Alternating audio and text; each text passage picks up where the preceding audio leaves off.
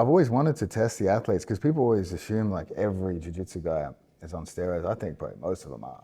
That'd be interesting if you did the testing just for the bragging rights. All because you could say, "Oh, I won this, against a bunch of enhanced people while I'm clean." But how many people would just clean out for the show specifically, right? True, If you did true. randomized testing throughout, like maybe next year if it goes really well, we could coordinate that. That'd be cool. To plan it, yeah. Because you did test Nikki Rod. You gave him the Yeah, randomized testing. that was kind of like a one-off because I had never talked to the guy in my life, and I just saw this back and forth transpiring online, and I knew at least for a snapshot in time of somebody who has no idea they would otherwise be, told on a whim, hey, dude, if you want to, give some credence to your likelihood of being natty, if you just go on a whim in the next 24 hours, there's no way you could have planned for this. Go donate blood or go get your blood taken and do a urine analysis and we'll check what's up. And he was into it. So, And he passed, right? were you surprised? I always say I wish he wasn't natural because I have to accept that even my genetics on It's annoying, right? steroids. Yeah, You almost hoped he was lying. yeah. See him pass, you're like, fuck this guy. But then I see him and his brother. His brother looks the same, like just jacked out of their minds. But I think Gordon still firmly believes Yeah.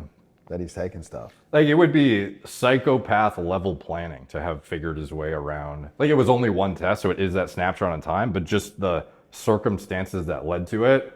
Like there was no bias on my end as to if it was or wasn't. I just saw it transpire and I was like, this would be cool content. And if the guy's down, great. And if he's not, it just looks kind of bad. So, and yeah, within 24 hours. And he got supervised too. I sent Zach Tellender to like Yeah, accompany exactly. him to make sure he didn't cheat. To make sure it was his Yeah. blood. Hey.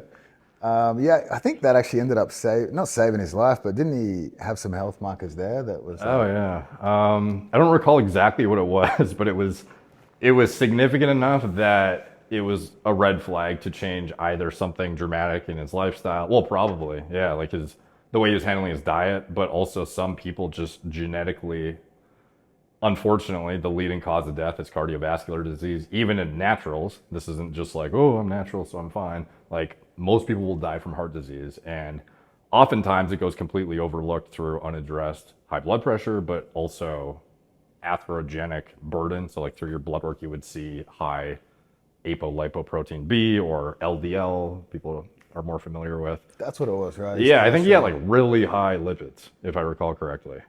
So Gordon actually saved his life. You saved his life too. Maybe. Because catching that stuff early is actually pretty important because you don't actually end up with, a significant enough amount of plaque in your arteries to cause an issue until you're, well into your 50s, 60s typically. So for him in his 20s, catching it now, he can get well ahead of it. So a lot of people don't realize it's happening though, even from teenagehood, they're stacking plaque. Does taking tests mess with your cholesterol levels? Like, For sure. Oh, really? Yeah. So maybe Nikki Rod's guilty after all. It would. That would definitely bowl in favor of working against him if he was to prove his status or whatever. But there were some markers that are like irrefutable. Like, and I've seen tons of naturals who have mangled-looking lipids that are even worse than some bodybuilders. So, kind of depends on the person. I think he was eating red meat every meal. Yeah, didn't he say he was like full-blown carnivore diet essentially with like? Yeah, he's one of those guys. He'll see a guy go on Rogan and throw out a diet suggestion, and he'll be like all in on it. Yeah, and there's nuance, by the way. It's not just like, oh, I have high LDL equals heart disease. There's absolutely nuance, family history to be considered, et cetera. But in general, if there's red flags in that area of your labs, like you should be at least looking deeper into it to figure out what you should do next and if you need to pivot. I'm trying to remember how bad mine was.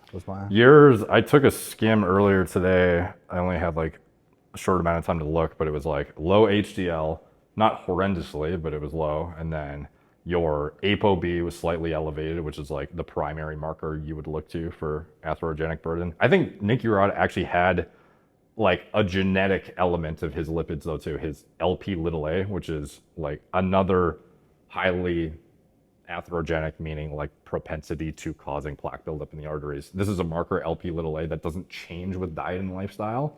So regardless if you're natty, enhanced, if you're have a good diet, bad diet, like this number almost does not change that dramatically to a point that you could fix it naturally. So with him, I think I recall his was very elevated, or at least significantly enough so that it was like, okay, you have a genetic outlying extra risk factor. You don't have that, fortunately, but you have the classic steroid-induced dyslipidemia.